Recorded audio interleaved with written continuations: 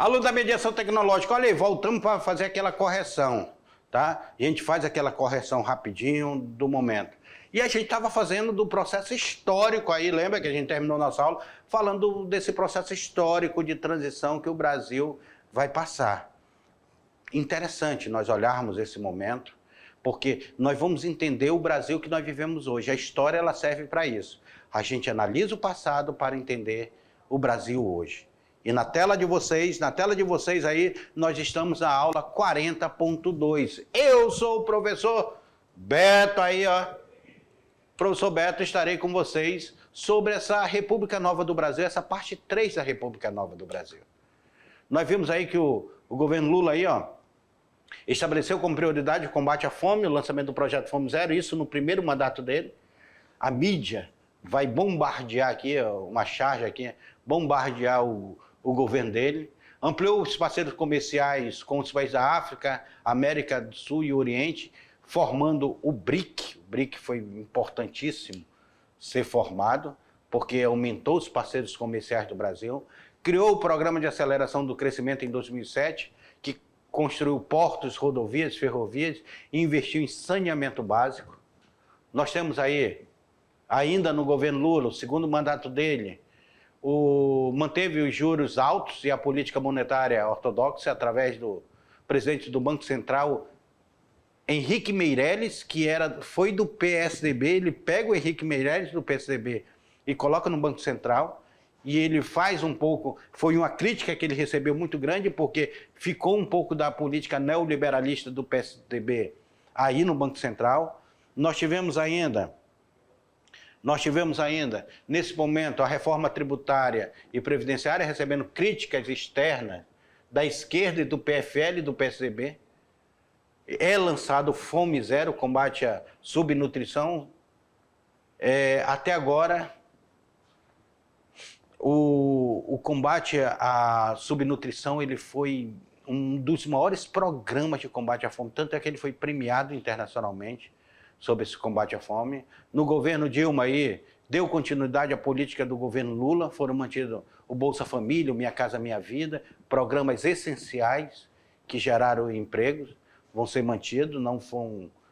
O governo Dilma aí nós tivemos o investimento em infraestrutura no país por meio do Programa de Aceleração do Crescimento, o PAC-2. O PAC-2 ele foi muito importante, que ele trouxe investimento para todo o Brasil. Eu estava falando para vocês que só que em Rondônia nós tivemos aí vários investimentos dentro das estradas, das BRs, porque em Rondônia nós temos a 429, a 364, a 427, né? E outras BRs aqui que tiveram investimento do governo federal. Nós tivemos a construção de pontes, nós tivemos a construção das UPAs aqui em Porto Velho, nós tivemos a construção de escolas, de postos de saúde, tudo isso dentro desse pacto, do Programa de Aceleração do Crescimento. Tivemos a construção do porto, aqui do Porto do Cainágua, também que fazia parte do PAC. E ele vai investir recurso em várias áreas dentro do Brasil. Só que chegamos em 2016, em abril de 2016, a maioria dos deputados federais foi favorável ao impedimento de Dilma. Dilma foi caçada por pedaladas fiscais. Depois eu queria até que vocês pesquisassem o que são pedaladas fiscais, para entender qual motivo levou Dilma a ter o mandato cassado. E esse é o processo de redemocratização, que começa lá no governo Fernando Collor de Mello, no governo de Tancredo Neves, José Sarney, Fernando Collor de Mello, Itamar Franco, Fernando Henrique Cardoso, Fernando Henrique Cardoso segundo mandato, Lula primeiro mandato, Lula segundo mandato, Dilma primeiro mandato, Dilma segundo mandato, aí passou pelo Michel Temer, passou pelo Jair Messias e agora novamente entrou o Lula. Olha aí como dá o processo do Brasil. Mas faça atividade que daqui a pouquinho a gente volta para conversar mais sobre esses assuntos que é interessante para o Brasil.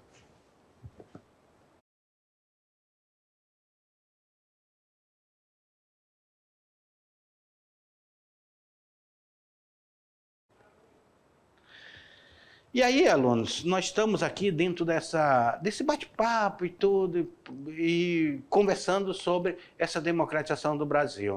Tá? Democratização do Brasil aí que nós precisamos entender... Desculpa aí. Nós precisamos entender que são momentos que o Brasil viveu e momentos que o Brasil ainda vai viver. Nós temos que lutar para que o Brasil se torne democrático, continue dentro do processo democrático, porque golpes já se tentou dar, agora recentemente nós tivemos uma tentativa de golpe, e futuramente vão ter tentativas de golpe, com certeza, porque a democracia, por mais falha que ela seja, ela tem suas falhas, a democracia. Ela é a melhor forma de governo, a melhor forma de governança. Então é melhor que você fale na democracia do que você se cale na ditadura. Porque lá você não vai conseguir falar nada. Tudo que você falar será recriminado. Na tela para vocês, porque nós vamos aí agora a nossa hora da atividade. A hora da atividade, professor. Vamos colocar lá a primeira questão? Primeira questão. Vocês já leram aí, já responderam.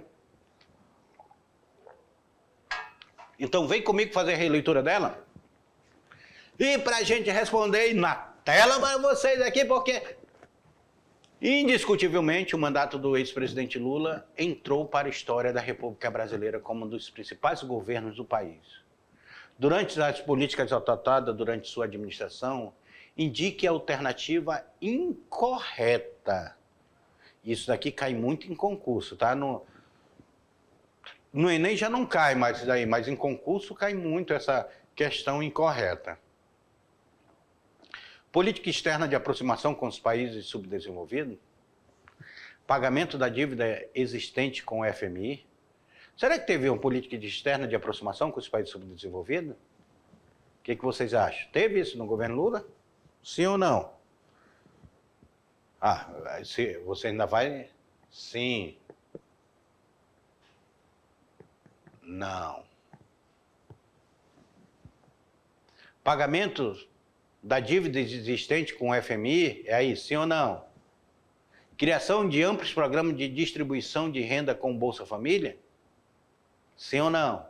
Realização de uma ampla reforma agrária, expropriando todos os latifúndios improdutivos, agradando dessa forma o MST? Sim ou não? Utilização massiva do crédito financeiro disponível do BNDES? E aí, sim ou não? Vamos analisar aí?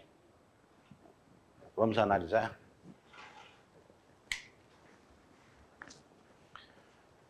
Se nós analisarmos... Vem cá comigo. Isso.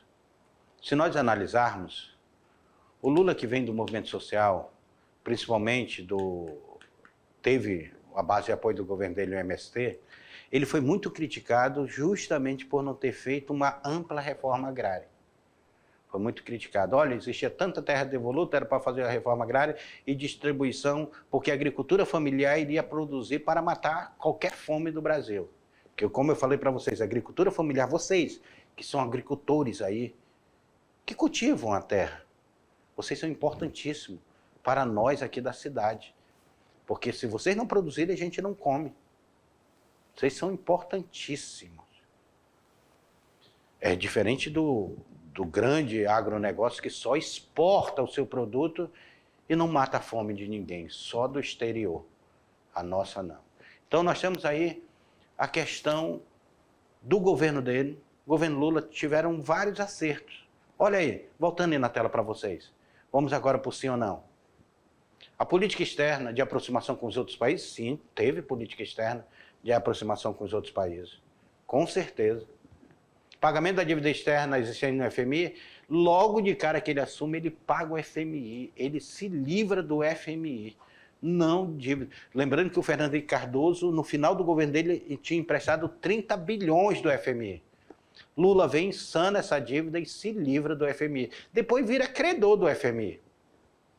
Criação do amplo programa de distribuição de renda como Bolsa Família, com certeza aqui foi no governo dele. Realização de uma ampla reforma agrária, não teve. essa ampla reforma agrária, não teve expropriação de todos os latifúndios improdutivos. Não teve. Isso foi uma crítica muito grande que alguns membros da esquerda fizeram ao governo Lula, que ele não fez isso aí. Utilização maciça do crédito financeiro disponível no BNDES. Aqui foi dado muito dinheiro do Banco Nacional de Desenvolvimento Social, do BNDES, para vários tipos de financiamento de empreendimentos, de pequeno, médio e grande industrial. Então, a letra incorreta é a letra D. Vamos lá para o Enem?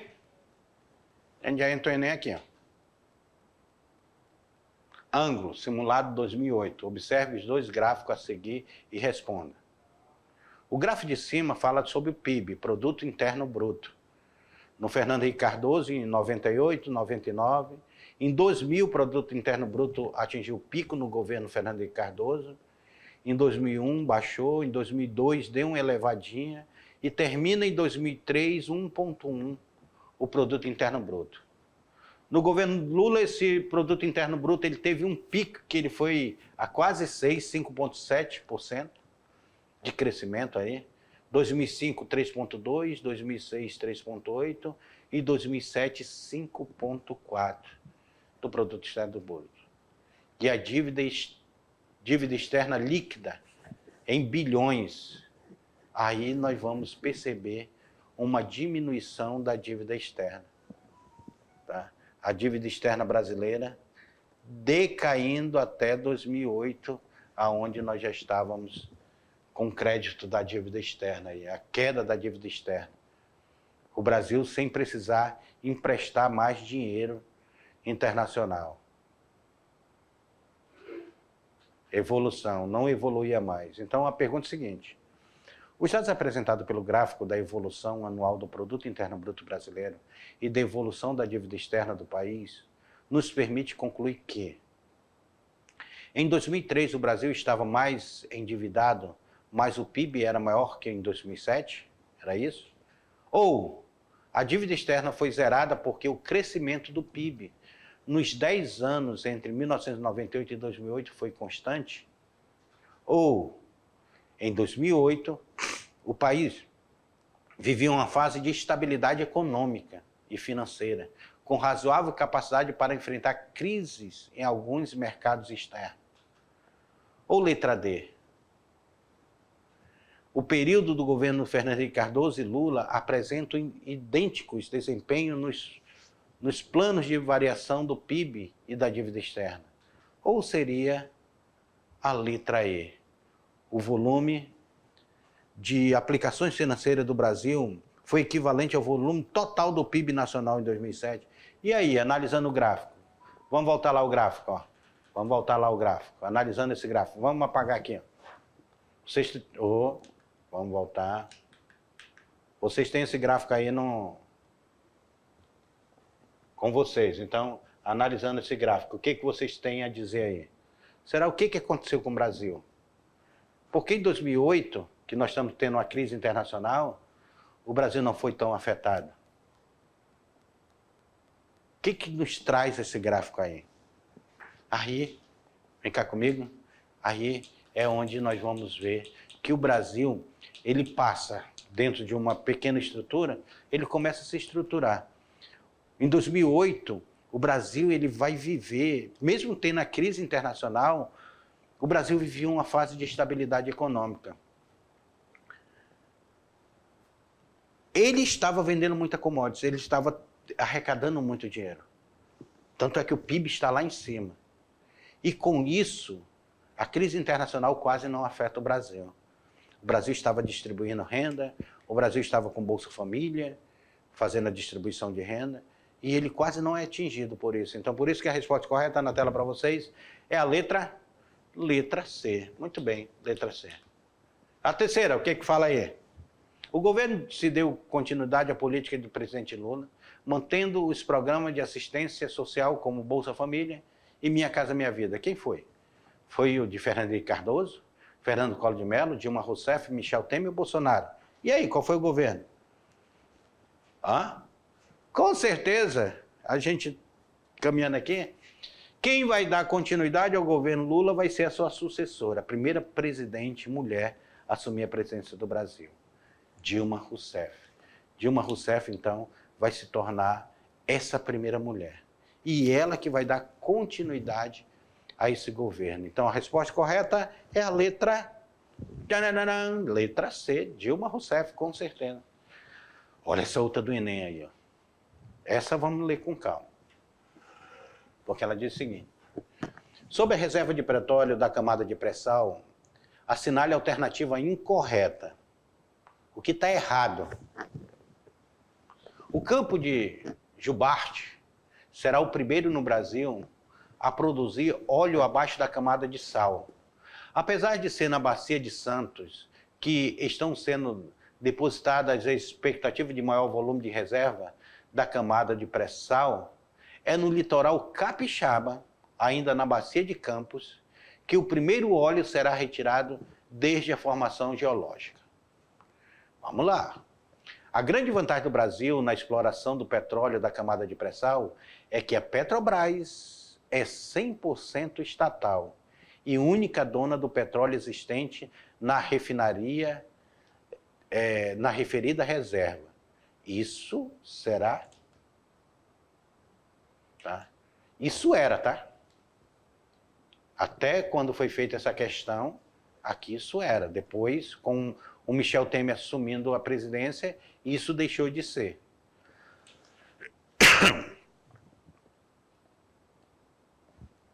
O presidente Luiz Inácio Lula da Silva quer que o modelo de exploração da camada de pré-sal transforme o Brasil em um grande exportador de derivado, que vale mais que exportar o petróleo cru. E aí?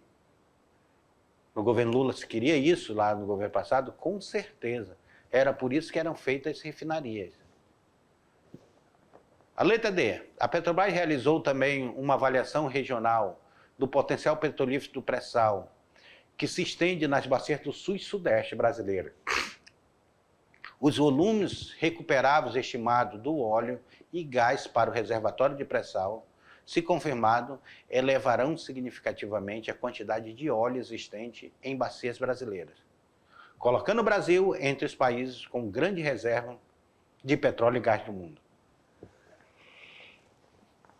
Certíssimo essa daqui. A Petrobras e sócia identificaram indícios de petróleo em diferentes pontos da camada de pré-sal, que se estende a 800 quilômetros desde o litoral do Espírito Santo até Santa Catarina. Pessoal, 800 quilômetros de óleo. É petróleo para não acabar mais. Mas, o que está incorreto aí? A questão pede o incorreto. Ali nós temos vários dados que trouxeram sobre o pré-sal. Tá? Dados que foram trazidos sobre o pré-sal. Mas a grande vantagem do Brasil na exploração de petróleo do pré-sal é a tecnologia que tem a Petrobras. A Petrobras tem uma tecnologia tão grande. Mas a Petrobras não é uma indústria 100% estatal. Inclusive, ela está dentro do mercado aí, ela tem ações para ser comprada da Petrobras. Ela não é 100% estatal. Então, a questão correta dessa daí entra na letra, na tela para vocês, na letra B. A grande vantagem do Brasil na exploração de petróleo, da camada de pré-sal, é que a Petrobras é 100% estatal e a única dona do petróleo existente na referida reserva. Não, essa daí está errada. Tá? E aqui, meus queridos alunos, aqui terminamos a nossa jornada. Mais uma aventura da aula de História. Espero que vocês tenham gostado de ver esse processo de redemocratização do Brasil. Desde o governo lá de... quando Tancredo Neves assume até agora, no governo Dilma, essa mudança para o governo Temer. Até a próxima aula.